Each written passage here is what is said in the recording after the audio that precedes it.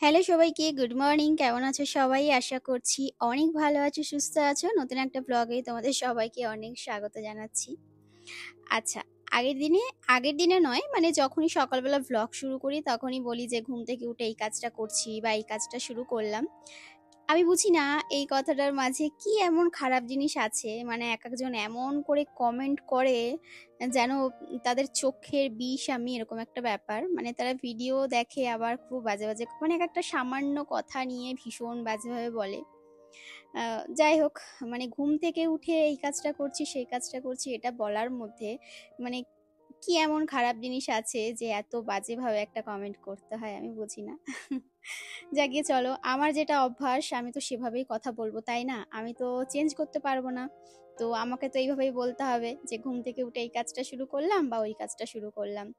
তো আমি তো তোমাদের কথা মতো বা যে সবার কথা বলছি না, যে ওই কমেন্টটা করেছো তার কথা মতো তো আমি নিজেকে চেঞ্জ করতে পারবো না, সেটা তো সম্ভব নয়। তো দেখো, এই তো ঘুম থেকে উঠে কাজকর্ম শুরু করলাম। এখানে এই যে বাসন-টাসনগুলো মেজে নিলাম। আজকে অনেক সকালে উঠেছি, কারণ আজকে বেরোতে হবে, আমরা ঘুরুঘুরু করতে যাবো। তোমরা তো জানোই, বলেছিলাম আমরা ঘুরতে যাবো। তো আজকে হচ্ছে সেই দিন। সকালে উঠে তাড়াতাড়ি করে সমস্ত কাজ সেরে নিচ্ছি। আজকে মেয়েকে স্কুল করিয়ে তবে নিয়ে যাবো। ওইজন্য যাওয়ার টাইমটা একটু লেটে রেখেছি। আমরা দুপুরের দিকে বেরোবো। মানে সকালে তো সেভাবে কিছু খাই না। একটু চা-টা খেয়ে নেবো। দুপুরে কটা সেদ্ধ ভাত করে খেয়ে বেরিয়ে যাবো। মানে মেয়ে স্কুল থেকে আসলে ওকে স্নানটা করিয়ে খাইয়ে তারপরে বেরিয়ে যাব। আর একটু দেরি করে বেরোবো, তার কারণও আছে। কারণ দাদা অফিস থেকে একটু আসবে, এসে উজ্জ্বলকে গাড়িতে তুলে দেবে। তো ওই জন্য একটু দেরি করে বেরোবো, যাতে দাদা চলে আসতে পারে সেই সময়। তো আর কি, এই জন্যই। তো দেখো, এদিকে দেখো, সব জানলা টানলাগুলো সব বন্ধ করছি, আর যে কটা গাছ নামানোর আমার নামিয়ে রেখেছি। আর জানলাগুলোই কিছুটা খুলে রেখে যাব, পুরো ব্যালকনি বন্ধ করব না, তাহলে না ঘরে বাড়ি ফিরে পুরো বদ্ধ লাগবে। আর আমি এতক্ষণ ধরে ব্যালকনিতে কি করছিলাম বলো তো? আমি আমার নতুন জুতো খুঁজছি। মানে জুতোটা যে কোথায় রাখছি, কি রেখেছি, কিছুতেই খুঁজে পাচ্ছি না। তারপরে সারা দুনিয়া খোঁজ করে ওপর নিচ ব্যালকনি পুরো তছনছ করে দিয়েছি, ওপরে ঠাকুর ঘর পর্যন্ত গিয়ে খুঁজে এসেছি। যে দেখি তো বাক্স বাক্স সরাতে গিয়ে ওখানে রেখে আসলাম কিনা। ও মা, পরে দেখছি যে ছোট একটা টুলের ওপর গাছ রেখেছি, সেই টুলটার নিচে জুতোটা ঢুকিয়ে রেখেছি। যে এবার ভাবছি যে দেখো কি বোকা, মানে এতক্ষণ যদি ওটার নিচে একবার মন করে খোঁজ করতাম তাহলে কিন্তু পেয়ে যেতাম। তো এদিকে এবার জামা কাপড়গুলো গুছিয়ে রাখছি। জামা কাপড় কেচে মেলে দিয়েছিলাম, যতদূর গুছিয়ে রেখে যেতে পারি বুঝতেই পারো। কারণ একটা জায়গায় যাওয়ার আগে প্রচুর কাজ থাকে, আবার একটা জায়গা থেকে ফিরে এসে প্রচুর কাজ জমা হয়ে যায়। কারণ গোছানো গাছানো থাকে, আবার ফিরে এসে সমস্ত ঝাড়পোছ, ঘরদোর নোংরা মোছা, এই একটা ব্যাপার তো থাকেই। আর আমাকে তো যেতে গেলে দেখো, পেস্তাকে নিয়ে যাব, মানে এমনই জায়গায় যেতে চেয়েছিলাম যাতে পেস্তাকে নিয়ে যেতে পারি। পেস্তাকেও নিয়ে যাব আমাদের সাথে। তো ওকে নিয়ে যাওয়া, তারপরে এতটা দূরের রাস্তা, একটা জার্নি তো আছেই। তো ও কতটা নিতে পারবে, তারপরে এদিকে মেয়ে, এদিকে হচ্ছে উজ্জ্বলকেও আমাকে সামলে নিয়ে যেতে হবে। মানে মোটামুটি বলতে পারো আমার ওপরেই আর কি সমস্ত কিছু, সবাইকে সামলে তারপরে সেই অবধি নিয়ে যেতে হবে। তো একটু টেনশনেই আছি যে কিভাবে কতটা ম্যানেজ করতে পারবো, বুঝতে পারছি না। আর এদিকে তো চলছে অঝোরে বৃষ্টি সকাল থেকে। ও তোমাদেরকে দেখাই, বিয়ে বাড়িতে, আমাদের তো বিয়ে বাড়ি আছে তোমরা জানো, তো বউকে দেওয়ার জন্য না একটা শাড়ি নিয়েছিলাম। সেটাই ভাবলাম মাকে দেখাচ্ছিলাম যে দেখো তো মা কেমন। তো মা আবার ধরে দেখছে যে না না, খুব ভালো সফট আছে।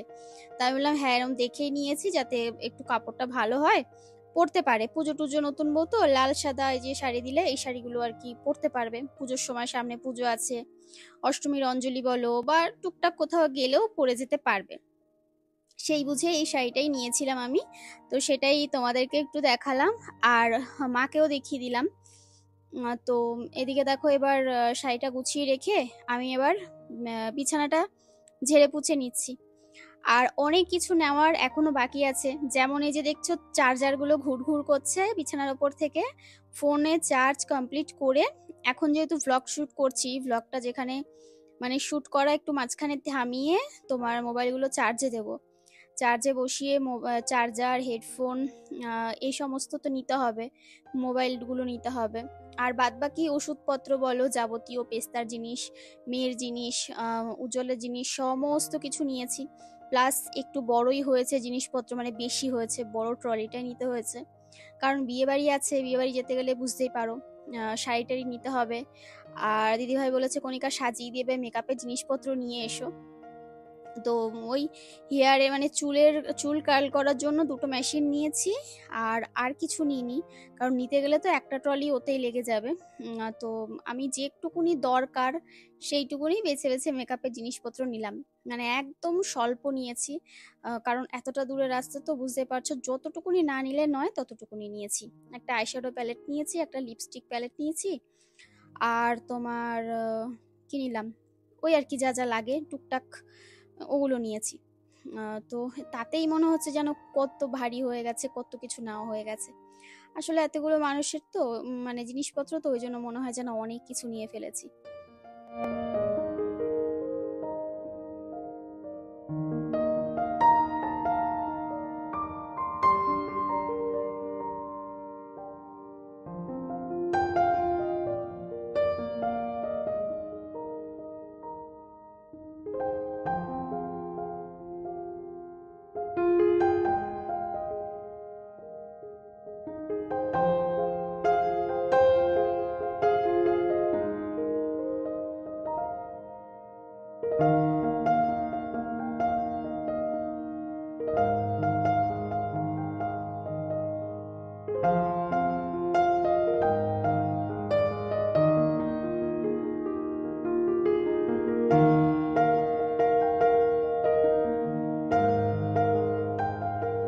আর ঘরদোরগুলো এবার মুছে নিচ্ছি, তারপরে স্নান করব। স্নান করে আমি ভাবছি আগে আগে রেডি হয়ে যাব, কারণ উজ্জ্বলকেও রেডি করাতে হবে।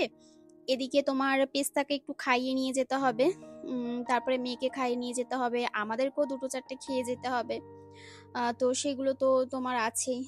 তো ওই জন্য একটু তাড়াতাড়ি করে একটু টেনশনই হচ্ছে আর কি।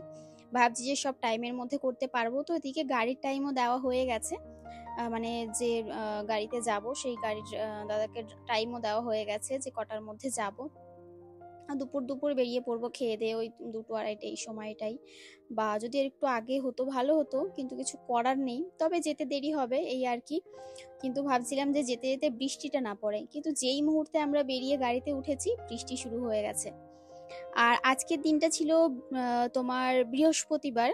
তো বৃহস্পতিবারের ঘরদোর ঝাড়পোছ মোছা এগুলো তো থাকেই, আর তোমার একটু পুজো দেওয়ার ব্যাপারও থাকে। তো ভাবলাম যে না, তাড়াতাড়ি করে সমস্ত কাজকর্ম সেরে একটু শ্যাম্পু করে নিই। তো আমি তোমাদেরকে বলেছিলাম না আগের ব্লগে যে শ্যাম্পু হয়তো যাওয়ার দিনই করে একেবারে যেতে হবে, ভেবেছিলাম শ্যাম্পু করব, করতে পারিনি। তো যে কারণে আজকে শ্যাম্পুটা করলাম, একেবারে ভেজা চুলেই বেরিয়ে পড়বো। আর এই তো ঠাকুর ঘরটা মানে ওই যেটুকুনি না ঝাড়লে নয়, না পুছলে নয়, সেটুকুনি মুছে টুছে পরিষ্কার করে নিলাম। ঠাকুরের বাসনপত্র সব মেজে টেজে নিয়ে তারপরে এখন এই যে ঘট বসাবো, ঘট বসিয়ে পুজোটা করে নেব। পুজোটা করে তারপরে আমি মেয়েকে খাওয়াবো, খাইয়ে ঝটপট করে রেডি হয়ে নেব। ততক্ষণে গাড়ি চলে আসবে আর কি। আর বৃহস্পতিবারের একটু চাপ থাকে, ওই জন্য তাড়াতাড়ি করে উঠেছি সকালবেলা। উঠে বাসন টাসন মেজে সমস্ত কাজকর্ম একেবারে সেরে নিয়েছি। আর মেয়েদেরকে স্কুলে দিয়ে আসার সময় তোমার মালা ফুল এগুলো নিয়ে এসেছিলাম। তো সেই আর কি, এই যে এখন পুজোটা দিয়ে নিচ্ছি।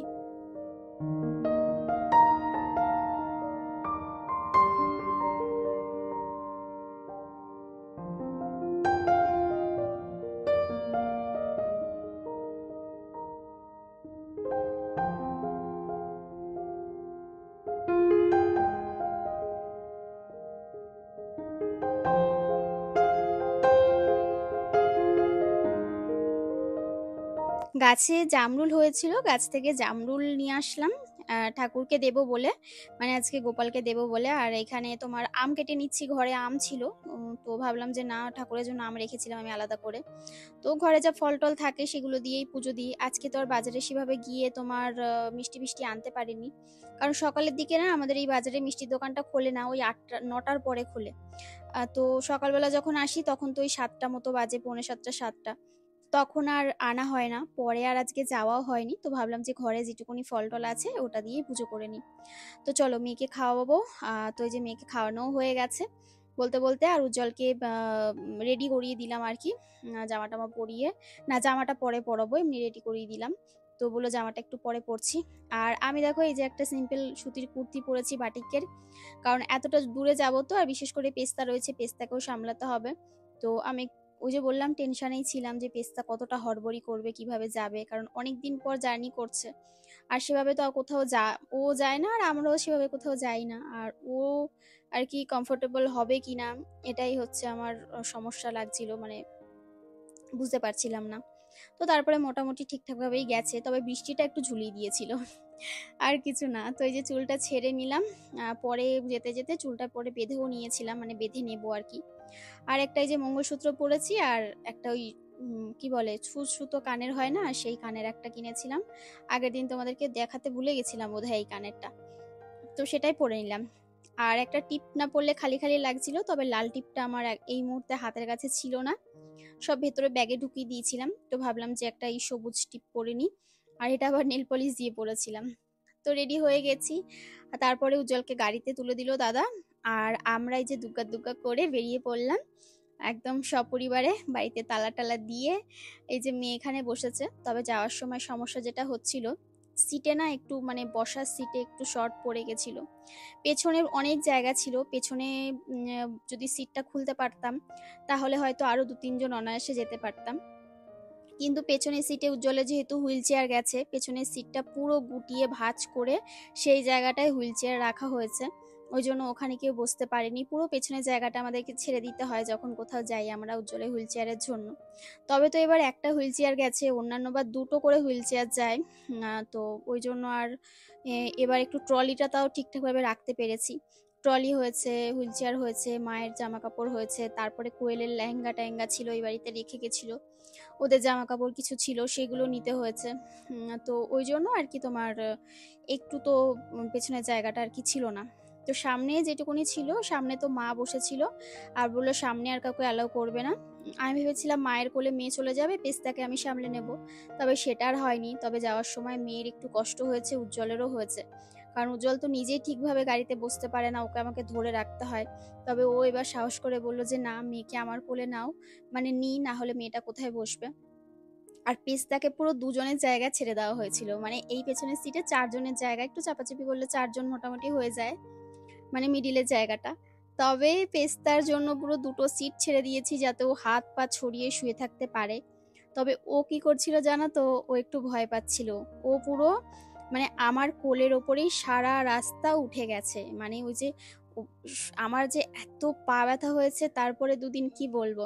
তবে হ্যাঁ, ও ভালোভাবে গেছে, এটাই হচ্ছে বড় কথা। মানে ও কি বলতো, বাইরে ভাবছে যে কি হচ্ছে ব্যাপারটা, অনেকদিন পর বেরিয়েছে তো। সেই ছোটবেলায় নিয়ে গেছিলাম একবার গাড়ি করে, কোথায় যেন ঘুরতে গেছিলাম, ঠিক হ্যাঁ দিদি বাড়িতেই বোধহয় গেছিলাম।